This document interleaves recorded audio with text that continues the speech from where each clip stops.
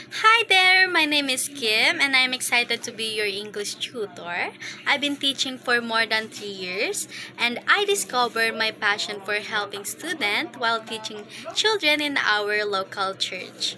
Over time, I realized how rewarding to help others grow in their confidence, especially in learning a new language like English. So, I specialize in teaching in beginner level students like children and anyone who wants to improve their grammar, vocabulary, pronunciation, or conversational skills.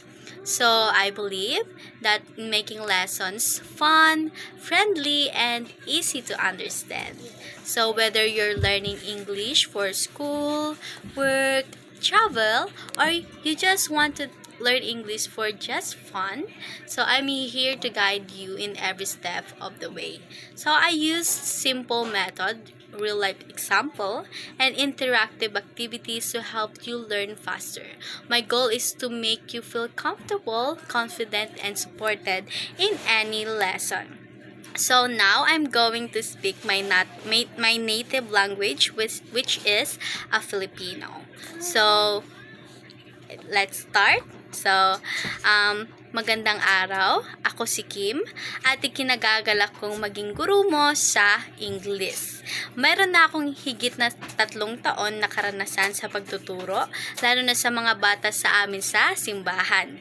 Dito ko na-discover ang aking hilig sa pagtuturo at ang saya ng makitang natututo ang isang estudyante.